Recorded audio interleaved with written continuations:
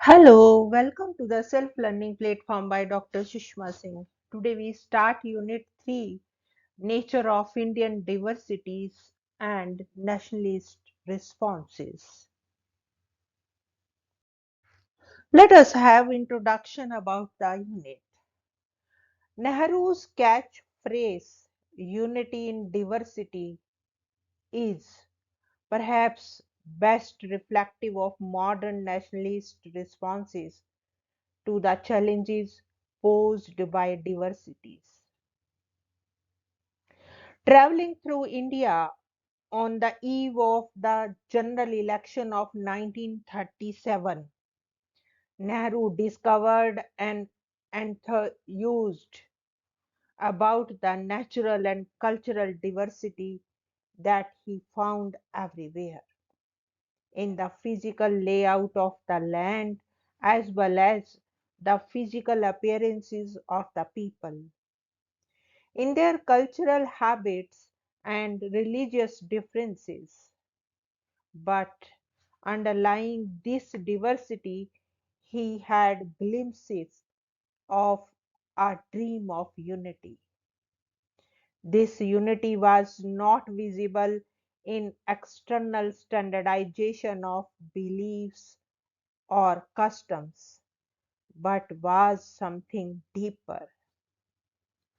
It was not just an intellectual unity, but an emotional unity to be experienced. Did this unity really exist out there in the world?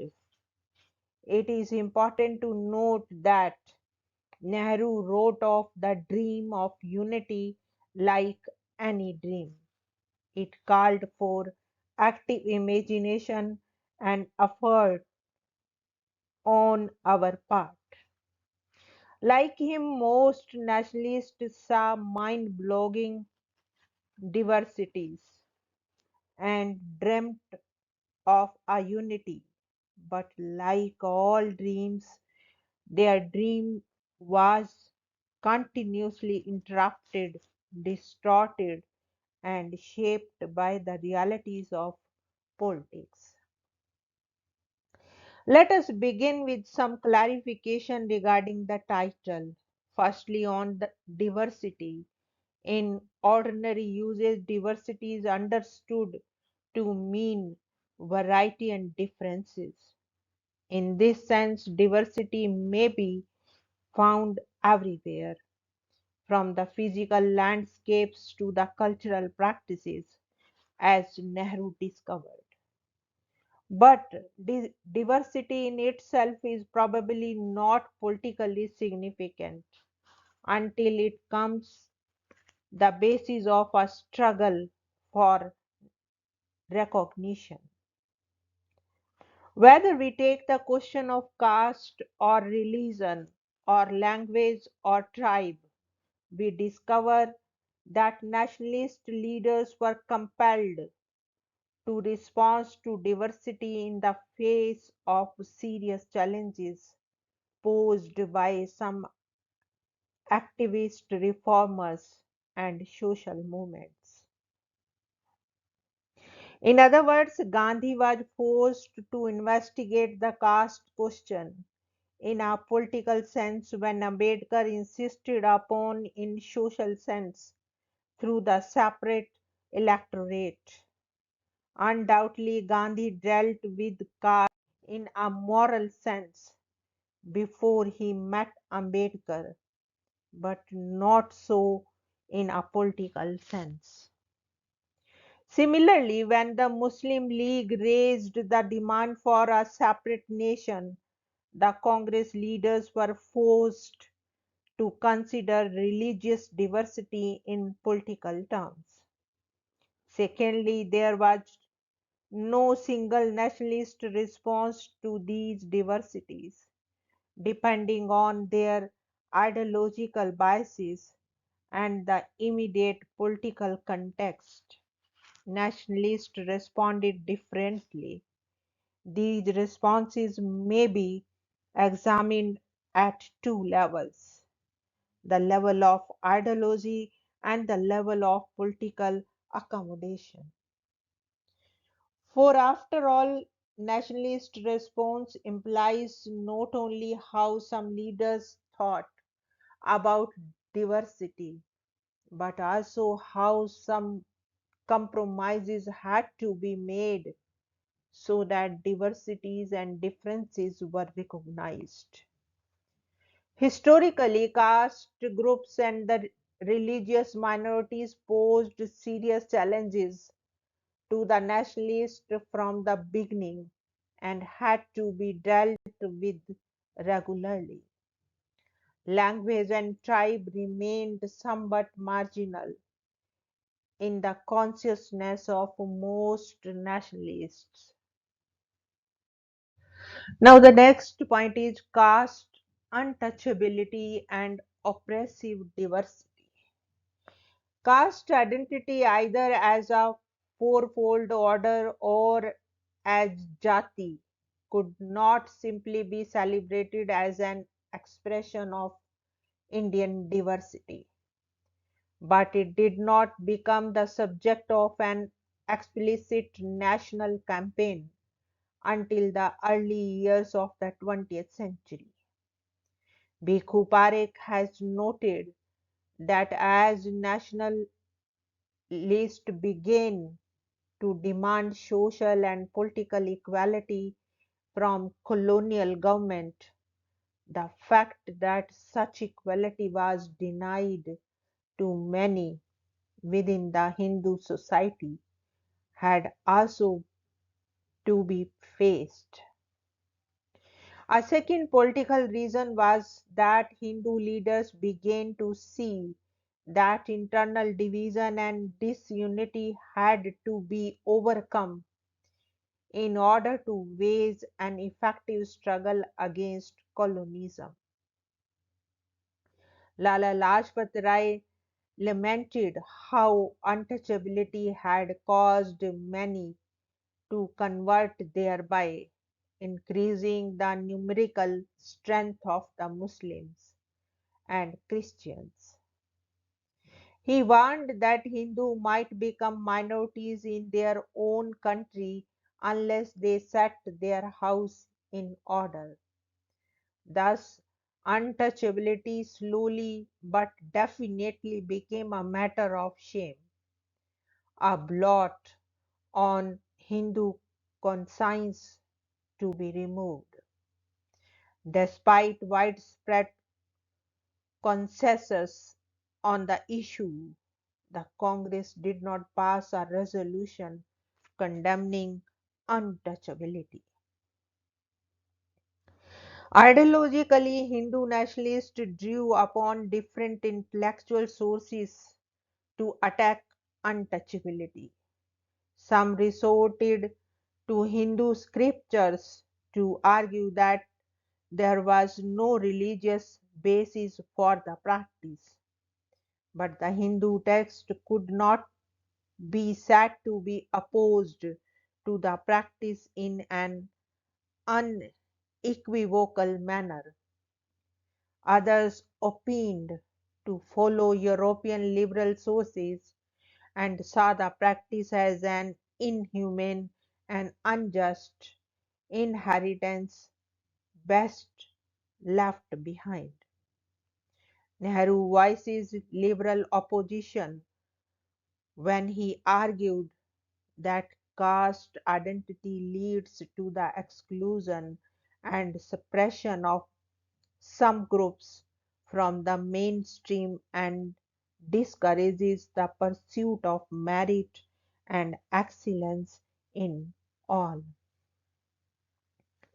A third strategy was to simply launch a political critique of the institution, pointing out how the practice harmed the anti colonial struggle. But untouchability slowly forced the nationalists to interrogate the larger question of caste itself. Most nationalists felt that the caste system was originally rational and good. The underlying principle they speculated must have been division of labor or occupational specialization. Gandhi, for example, felt that it provided for hereditary callings that prevented competition, transmitted religious and moral norms and practices, ensured local order and peace, and provided an emotional and economic support system. Thus, although sound in principle, human greed and selfishness had vitiated this institution and it had degenerated. What was to be done now? Liberals hoped that caste would slowly die out and be forgotten. The traditionalists who wished to justify a non hierarchical caste system, one where vocational training would be based on diverse natural aptitudes, faced an uphill task. Ambedkar launched the most devastating critique of this position, claiming that caste was an integral part of Hinduism, that there was nothing rational or ethical or efficient about classifying people as superior or inferior at birth, that untouchability was an integral part of the caste system, and that none of these could be simply reformed away without a major overhaul of the religion itself. He reminded that even enlightened saints and seers like Samkara or Ramanuja never attacked social inequality, only inequality before God. Ambedkar's wrestling with this question and his final exit from Hinduism are telling in this regard. Gandhi himself repeatedly tried to distinguish between caste and hierarchy, caste and untouchability, and eventually conceded that caste had to go. But then it is questionable whether Gandhi fully trumped over upper caste biases in his own activity. As Dilip Menon has noted, Gandhi's speeches on his Trivandrum tour are repeat replete with appeals to how caste to observe cleanliness and eschew vice like alcohol. In North India, Shuddhi Sabha had been in operation for long. On the one hand, this emphasis on cleanliness draws upon the Brahminical obsession with purity and pollution. Undoubtedly, Gandhi was more progressive than the orthoprax Namudri Pandits of Trivandrum, who did not wish the untouchables to be using the same roads. But Gandhi primarily saw untouchability as a sin of the caste Hindu who had to repent. That is why he involved the caste Hindu rather than the untouchability in his Harijan upliftment program. Bhikhu Parikh has noted that Gandhi never took the caste question beyond a moral and religious dimension to a political level. This was crystal clear in his opposition to separate electorates in the Pune Fast of 1932. Casteist attitudes persisted also at other levels in the nationalist movement. Ranajit Guha had alerted us to the fact that those who did not participate in Swadeshi or non-cooperation campaigns faced social boycott from the nationalist neighbors in many villages.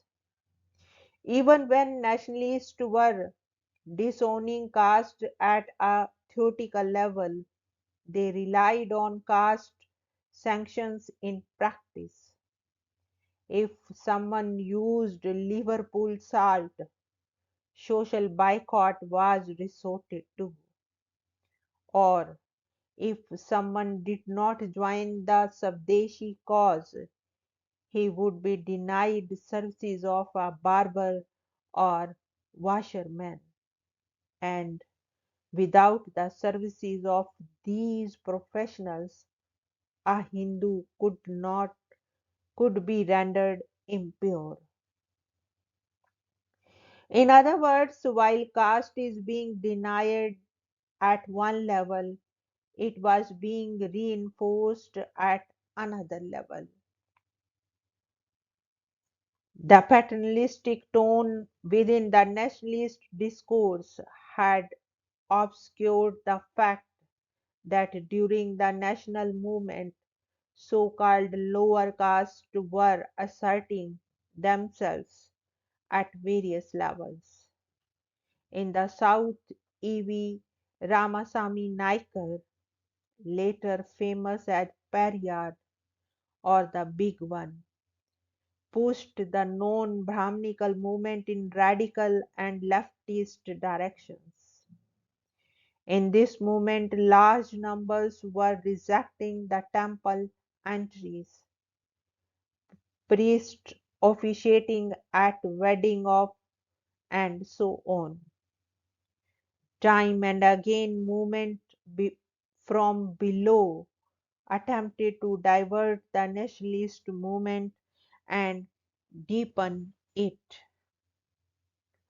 Despite these shortcomings, the constitutional settlement aspires to empower the SCs and OBCs through special provisions designed to increase political representation and enhance their economic and employment opportunities.